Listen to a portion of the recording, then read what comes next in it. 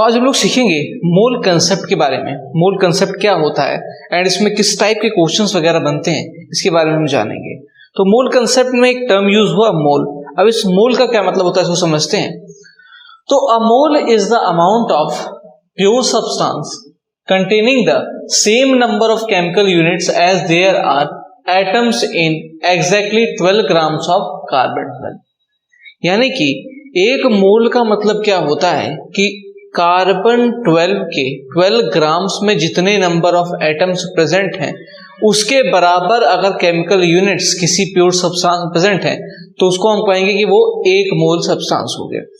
अब यहां पर एक टर्म यूज हुआ मोल। इसको अगर हम आसान भाषा में समझे कि मोल का मतलब क्या होता है तो ऐसा समझ सकते हैं कि जैसे कोई भी व्यक्ति मार्केट जाता है तो मार्केट जाने के बाद उसको कोई सामान जैसे खरीदना है, जैसे कि बनाना उसको खरीदने हैं, तो वो क्या करेगा कि 1 डजन हमें बनाना दे दीजिए।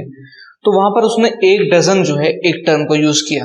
उसके बाद उतने ही अमाउंट में उसको कुछ दूसरा चीज खरीदना था, तो मतलब उसने 1 डजन किताबें खरीद ली यहाँ पर, या फिर 1 डजन बुक्स खरीद ली। तो यहाँ पर क्या हो रहा है कि वो बुक्स कॉपी या फिर जो है बनाना खरीद रहा है, तो यहाँ पर उसने एक टर्म यूज किया 1 डजन। 1 डजन मतलब क्या हुआ, 1 डजन का मतलब होता है 12 यूनिट्स। यानी कि 12 यूनिट्स किसका, किसी भी चीज का 12 यूनिट्स, उसके आगे जो वर्ड्स यूज होंगे उसके बराबर। 12 units of banana, 12 units of books, 12 units of आपका जो है कॉपी। सिमिलरली एक टर्म और यूज होता है, वो होता है ग्रॉस। ग्रॉस का मतलब होता है 144 यूनिट्स। कोई भी आप होलसेल में चीज खरीदेंगे तो वहां पर ग्रॉस टर्म का यूज होता है। सिमिलरली हम लोग जब केमिस्ट्री पढ़ते हैं तो वहां पर मोल टर्म का यूज करते हैं। अब इस मोल टर्म किसके बराबर होता है, वो बराबर होता है एवोगैड्रो नंबर के। अब ये एवोगैड्रो नंबर क्या है, एवोगैड्रो नंबर को समझते हैं। Avogadro's number is defined as the number of atoms present in 12 gram atomic mass of carbon 12 isotope, that is 6.022 into 10 to the power 23 atoms. It is denoted by Na। यानी कि आपका जो atomic number है यहाँ पर, Avogadro जो number है उसको हम Na से जो है रिप्रेजेंट करते हैं। एक Na बराबर 6.022 into 10 to the power 23 है। होता क्या है कि हमारा जो एटम्स होते हैं वो काफी स्मॉल्स होते हैं एंड काफी स्मॉल एटम्स मिलने के बाद जो है हमारा जो है एक मोल बनाते हैं।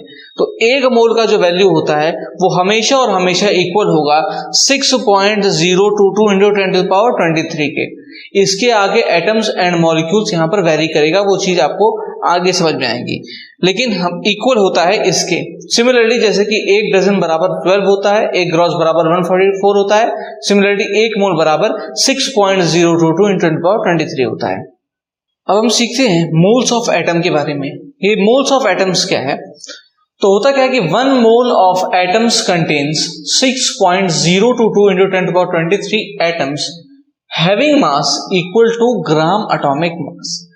यानी कि कभी भी आपको बोला जाएगा कि 1 मोल ऑफ एटम्स हैं, 1 मोल एटम्स कभी भी टर्म यूज होगा तो इसका मतलब ये है कि वहां पर बात हो रही है 6.022 into 10 to the power 23 atoms की, यानी कि एवोगैड्रो नंबर के इक्वल एटम्स की। मतलब 1 मोल ऑक्सीजन एटम बोला जाएगा तो इतने एवोगैड्रो नंबर के बराबर जो एटम्स हो जाएंगे। 1 मोल नाइट्रोजन बोला जाएगा तो इतने एटम्स हो जाएंगे। एटम टर्म यूज होगा तब 1 मोल नाइट्रोजन एटम्स मतलब इतने एटम्स, 1 मोल ऑक्सीजन एटम्स मतलब आपके एवोगैड्रो नंबर के इक्वल एटम्स, 1 मोल हीलियम हाइड्रोजन कैल्शियम एटम्स तो इस जो है 6.022 10 to the power 23 atoms. And इसका जो मास होगा, इसका जो मास होगा वो ग्राम एटॉमिक मास के इक्वल होगा। ग्राम एटॉमिक मास एग्जांपल के थ्रू समझते हैं।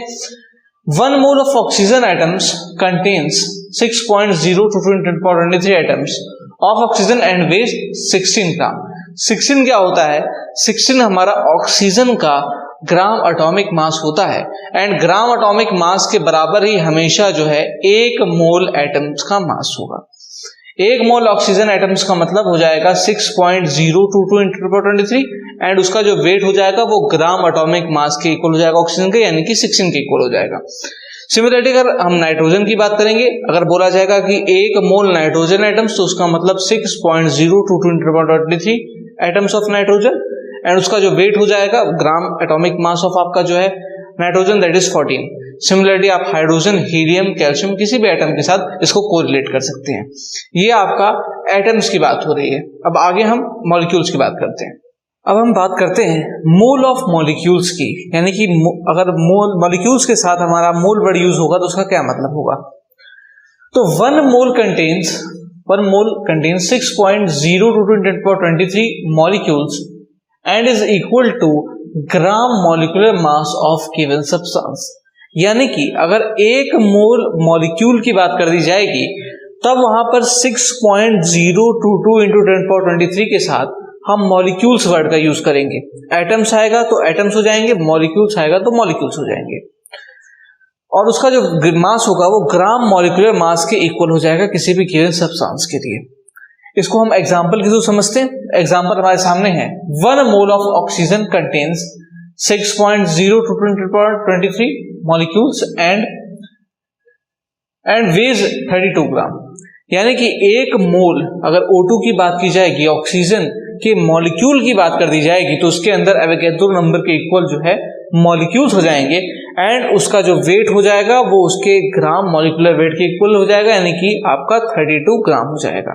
यहाँ पर एक बात जो है ध्यान देने की है, वो ध्यान देने वाली बात यहाँ पर ये है कि यहाँ पर 6.022 × 1023 ये मॉलिक्यूल्स हैं। यानी कि अगर O2 की हम बात करेंगे, किसी भी यहाँ पर एक कंपाउंड O2 है, इसके अंदर हम मॉलिक्यूल्स की बात करेंगे या फिर किसी भी कंपाउंड के ऊपर, सब्सटेंस के ऊपर हम बात करेंगे, तो वहां पर एवोगैड्रो नंबर के इक्वल मॉलिक्यूल्स हो जाएंगे। लेकिन एवोगैड्रो नंबर के इक्वल्स एटम्स नहीं होंगे। एटम्स किसके इक्वल होंगे? जैसे कि ऑक्सीजन हमारे सामने है, तो ऑक्सीजन क्या हो रहा है कि 2 ऑक्सीजन के एटम्स आपस में कंबाइन हो रहे हैं एंड फिर ऑक्सीजन O2 मॉलिक्यूल बना रहे हैं। तो इसके अंदर एक मॉलिक्यूल ऑफ ऑक्सीजन के अंदर 2 एटम ऑक्सीजन के प्रेजेंट है। तो अगर एक मोल के अंदर इतने मॉलिक्यूल्स हैं तो एटम्स कितने हो जाएंगे? एटम्स हो जाएंगे 2 टाइम्स ऑफ दिस। सिमिलरली आप समझ सकते हैं H2O के केस के साथ, एक H2O का मॉलिक्यूल्स है तो उसके अंदर 2 हाइड्रोजन के एटम एंड 1 ऑक्सीजन का एटम रहेगा, यानी कि टोटल 3 एटम रहेंगे। तो एक मोल की अगर हम बात करेंगे तो उसके अंदर इतने मॉलिक्यूल्स हो जाएंगे एंड इतने मॉलिक्यूल्स होंगे, तो अगर एटम्स की बात पूछी जाएगी तो एटम्स कितने हो जाएंगे? 3 टाइम्स ऑफ इतना हो जाएगा। इसको हम प्रॉब्लम्स में और समझने की कोशिश करेंगे। अब बात आती है यहाँ पर, अगर आपका जो पार्टिकल है यानी सब्सटेंस अगर वो गैस होगा तो वहां पर हम लोग जो है क्या करेंगे? तो होगा क्या, 1 mole of any gaseous molecule occupy 22.4 litre और 22,400 ml एट STP। यानी कि अगर वहां पर हमारा जो सब्सटेंस है वो गैस हो जाएगा तो गैस के केस में जो है वॉल्यूम जो कंसीडर किया जाएगा STP standard temperature and pressure की कंडीशन पर वो 22.4 लीटर होगा, या फिर उसको ml में 1000 से मल्टीप्लाई करके ml में भी कन्वर्ट कर सकते हैं। तो ये हो जाएगा। ये सारी की सारी जो चीजें हो रही हैं, अगर हम इसका क्रक्स देखेंगे तो इसका क्रक्स फाइनल क्या बनेगा? फाइनल क्रक्स का ये बनेगा कि यहाँ पर 1 मोल, अगर हम लोग जो है इसको कोरिलेट करें सारी की सारी बातों को, तो 1 gram molecular mass of the substance ये इक्वल होता है 1 मोल ऑफ सब्सटेंस के, एंड ये 1 मोल ऑफ जो सब्सटेंस होता है ये फर्दर इक्वल होता है 6.022 × 1023 मॉलिक्यूल्स ऑफ दैट सब्सटेंस के, एंड फिर ये अगर आपका सब्सटेंस गैस हो जाएगा तो यही मॉलिक्यूल्स आपका 22.4 लीटर के इक्वल हो जाएंगे STP कंडीशन में किसी भी गैस के। तो ये जो है, ये जो चारों चीजें इक्वल हैं, ये इसका फाइनल क्रक्स है। सिमिलरली आपका जो है ये बात अगर आपको एक बार समझ में आ गई तो सारे के सारे जो प्रॉब्लम्स मोल्स के ऊपर बनते हैं, मोल कंसेप्ट के ऊपर बनते हैं, वो आप आसानी से समझ पाएंगे। कुछ एग्जांपल्स को हम कंसीडर करते हैं एंड उस देखने की कोशिश करते हैं कि कैसे हम क्वेश्चंस को अप्रोच करेंगे। और ये मोल कंसेप्ट के ऊपर कुछ क्वेश्चंस को देख लेते हैं। एग्जाम्पल नंबर 1 है हमारे सामने, how many moles of NaOH are present in 160 gram of it.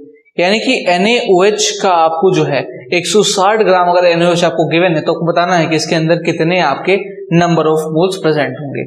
तो यहां पर हम क्या करेंगे, सबसे पहले हम एक चीज जानते हैं, एक फॉर्मूला के बारे में, कि हमेशा जब भी आपको नंबर ऑफ मोल्स कैलकुलेट करने को कहा जाएगा तो नंबर ऑफ मोल्स का आपका एक सिंपल सा फॉर्मूला होता है, वो होता है given weight upon molecular weight, given weight upon molecular weight.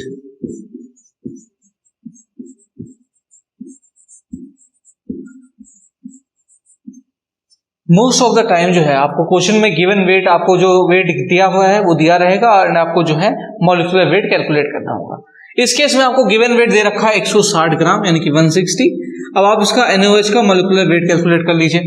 तो NaOH का अगर हम मॉलिक्यूलर वेट कैलकुलेट करेंगे तो सोडियम का हो जाता है हमारा 23, ऑक्सीजन एटम का हो जाता है 16 एंड हाइड्रोजन का हो जाता है 1, तो ये हो जाएगा हमारा 40।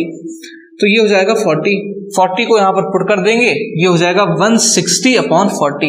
इसको फर्दर सॉल्व करेंगे तो हमारे पास आ जाएगा 4 मोल, 4 जो है मोल आ जाएगा। इसका मतलब 160 ग्राम ऑफ NaOH के अंदर हमारे पास 4 मोल प्रेजेंट होंगे एंड हमने इस फॉर्मूला का यूज करके उसको कैलकुलेट कर दिया। अगला एग्जाम्पल देखते हैं। अगला एग्जाम्पल हमारे सामने है, calculate the total number of electrons present in 1.6 gram of methane. हमें बताना है इस केस में कि नंबर ऑफ इलेक्ट्रॉन्स कितने होंगे 1.6 ग्राम मीथेन के अंदर। तो मीथेन मतलब होता है हमारा CH4, मीथेन मतलब हो गया CH4। इसके अंदर हमें बताना है कि टोटल नंबर ऑफ इलेक्ट्रॉन्स कितने हैं। तो यहां पर सबसे पहले हम नंबर ऑफ मोल्स कैलकुलेट करेंगे। नंबर ऑफ मोल्स कैसे निकालेंगे?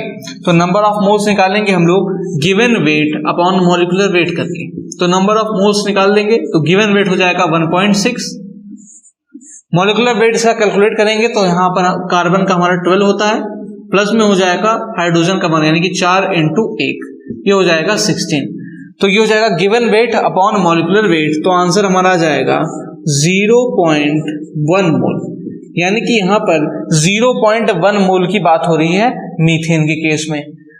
एक चीज हम और जानते हैं कि 1 मोल की अगर हम बात करें कि 1 मोल मीथेन के अंदर कितने हमारे मॉलिक्यूल्स होंगे, तो 1 मोल मीथेन के अंदर एवोगैड्रो नंबर के बराबर मॉलिक्यूल्स होंगे। इसका मतलब क्या हो जाएगा 6.022 × 10⁻23 ये हमारे मॉलिक्यूल्स हो जाएंगे। यहां पर लेकिन गिवन हमारे पास 0.1 है यानी कि 10 से दोनों साइड में हम डिवाइड कर देंगे। तो 0.1 मोल की अगर हम बात करें तो उस केस में क्या हो जाएगा, हमारे पास नंबर ऑफ मॉलिक्यूल्स हो जाएंगे 6.022 × 10⁻22 मॉलिक्यूल्स। इस केस में हमसे बात की जा रही है, हमें फाइंड करना है टोटल नंबर ऑफ इलेक्ट्रॉन्स को। कैसे फाइंड करेंगे, ध्यान से समझते हैं।